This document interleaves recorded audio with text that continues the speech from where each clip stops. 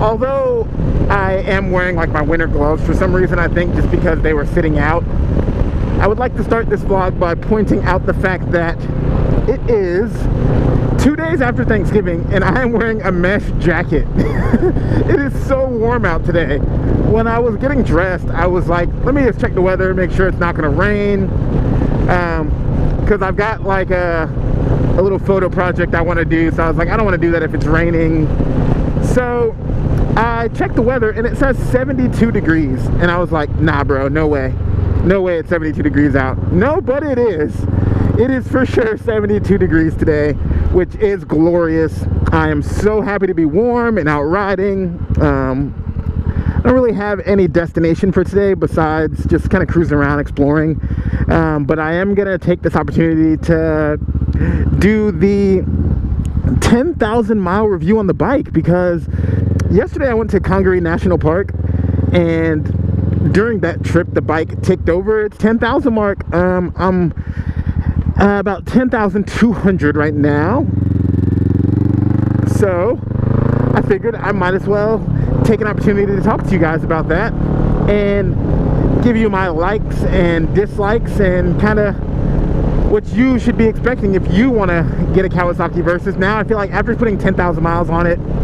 in a really short period of time, 10,000 miles, actually it's not that short, 10,000 miles in a year isn't like insanely short or anything. Let's go, I just saw something cool. I'm gonna turn around and go back to that. It's not insanely short or anything, but it's enough to kind of tell you what you should be expecting. So I'm gonna do that, and I'll start that off by saying the weakest point on the bike, I believe, is the seat. What is this? Am I on like private property or something? I don't even know what I'm doing here. Just gonna cruise around, maybe do a donut, see what's up there. This looks like it might be like somebody's auto lot or something.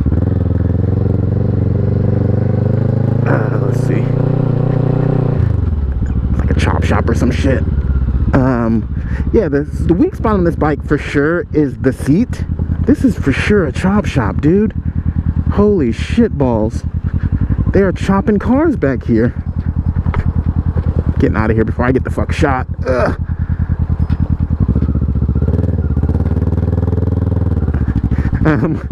So the stock seat slides your like body into the tank, so where you just like kamikaze your dick into the tank, which sucks. I'm gonna stand so I can get out of here a little bit more agile like. And the seat height is just, I think for this machine, a little too tall. Like seat height versus ground clearance, it's just like an awkward ratio. Like the bike doesn't provide much ground clearance, so I don't understand why it's so tall from the factory. Like I've said in many videos, stock, it's a 33-inch seat height. I'm running a lower seat height.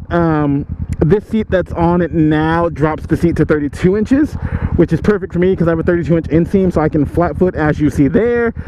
Yeah, I'm still like shocked that there's just like ice rolled up on a chop shop. Like clearly there's no way that's a legal car like repair place. Okay, let's get out of here. So the 33-inch seat height not working. The 32-inch with this seat, perfect. And the seat is also more flat, so you're not sliding and just like crushing your testicles or your lady bits if you don't have testicles. Regardless of gender or lack thereof, I don't think you want your nether regions slammed into a metal tank. So definitely a downside, I'd say. What's here? Woo! And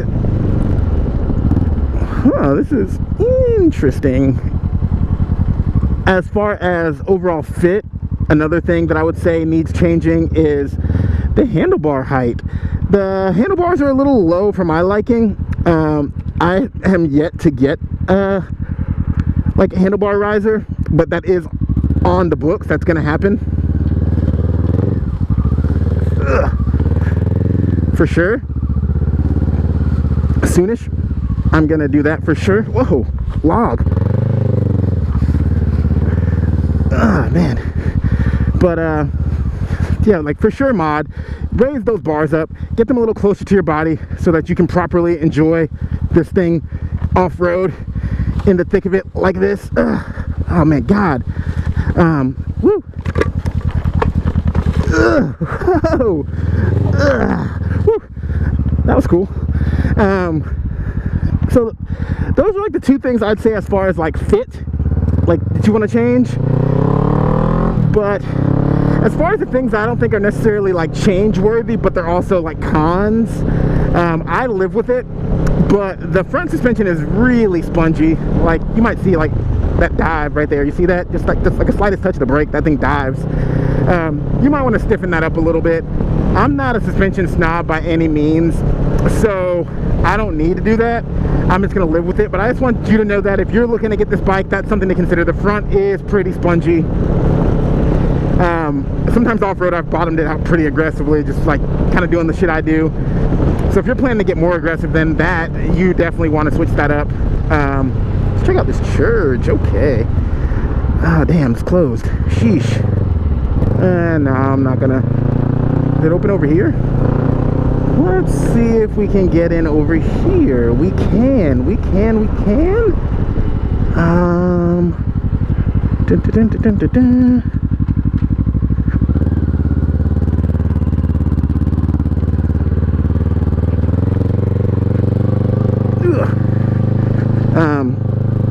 Yeah, like if you're really wanting to do some aggressive off-roading, you're gonna need. Whoa! Holy shit balls, my dudes! Look at that! Damn! I did not expect to see that when I rolled up in here. That's wild. Huh. Like I said, I am at a church, so I don't want to stick around too long, but that is crazy to just scroll up and see. Insane. But woo, this is sick, dude. But yeah, definitely spongy ass front fork. But honestly, that's all the cons that I could see and address. Everything else has been pretty great. Everybody's looking at me like, did he just pop out of that field on his motorcycle? Yes, I did, go. Just keep on moving, keep on trucking, so I can get the hell on out of here. Oh God, I gotta focus. All right, here we go. Let's get out of here. Ugh. So, like I said, those are the only like true downsides I see to the motorcycle. The power plant is great in my opinion. The overall ergonomics, like the peg height is great for me. I like everything about it. Fuel capacity is great. Like everything has been really, really good. I just wanted to throw out those shortcomings first and foremost, just kind of get them out the way. As far as reliability, it's been bang up reliable. I've had zero issues besides my radiator going bad. But as far as I can tell, the radiator like springing a leak was a freak accident. Nobody else has reported like premature radiator failure. It was a hole directly in the front, and with the shit I do, it's probably my own fault. Like I probably should have had a radiator guard from the start, not just waited until I like did something wrong to try to protect my radiator. So that's on me. I've been doing oil changes every 1,000, or no, I've been doing my chain maintenance every 1,000 miles instead of 500 because, I don't know, I'm bad with maintenance. I've been doing oil changes every 3,000 miles. So I've done 4 actually. I did one as soon as I got it, and then I've done 3 thus far to get it to the 10,000 oil changes. I've been using Canon oil filters because I like the wrench off style more than any of those other ones. I hate trying to force it off, and those just make it super easy. Plus, Canon has always done well by me. I see zero reason in branching out. Like that exact filter has worked for me. It's not very expensive. I'll just keep buying those. I don't want to investigate something new, even a little bit. I like what I got going. I've done a slew of mods. I'm not going to go through all the mods just because I already did a video listing all the mods. So if you're interested in all the things that I've done to this bike, just go watch that video. I think it says Kawasaki Versys full ADV mod list is the name of it, or something like that. It basically lists everything I've done to the bike to make it more cozy and to make it like to handle like the lifestyle that I'm putting it through a little bit better. I got some bugs on there. The one thing I didn't like shell out for, but absolutely need to shell out for, is hand guards. getting handguards for sure. The more aggressive I get off-road, the more I feel like I need them. So I'm probably going to order the handguards and a handlebar riser in the next couple weeks just to get that out the way, so I can kind of do what I'm doing in a little bit more comfort. Also, I'm going to switch back to traditional mirrors, because I've been using these bar-end mirrors, and as you can see here, I broke yet another one. This is probably the 5th one I've broken. Luckily, pairs of them are pretty cheap, but I'm going to switch back to traditional placed mirrors, just so they're not the first point of contact when I hit the ground, because this bike falls in the grass a lot. Like the grass or the dirt, like never has it been in like a really bad fall, but every time it falls over, no matter how gentle, the mirror just snaps. So that's something I need to address and kind of solve once and for all, versus continually to replace these. What's going on there? So I'm going to switch back to some traditional mirrors. I saw some Bike Master ones on Revzilla for like no money. And again, I break mirrors like nobody's business. And also mirrors aren't like really a part I care about that much. So I'm just going to grab those. They're pretty cheap.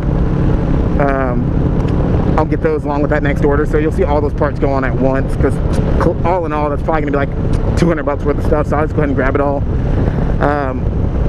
And besides that, I want to do those turn signals that I've talked about a million times. So I'm going to do smaller turn signals. But otherwise, all the mods are done on the bike. The bike is performing just as I'd like it to. I have done, now my longest day was, I think, 10 hours in the saddle on this bike, and great.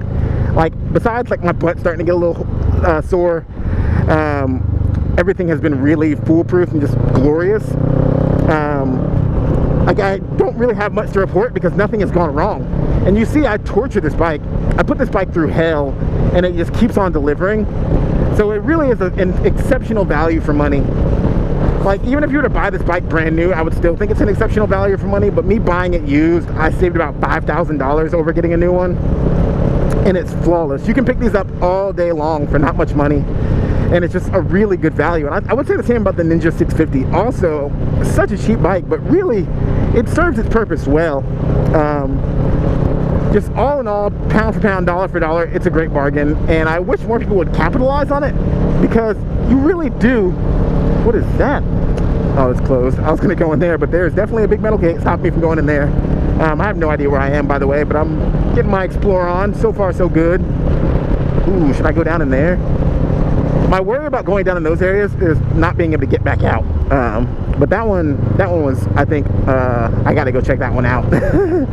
So we're going to try to figure out a place to turn around so I can go back over there. I don't know what that was, but it looked like a gravel road, so it should be fairly easy to explore.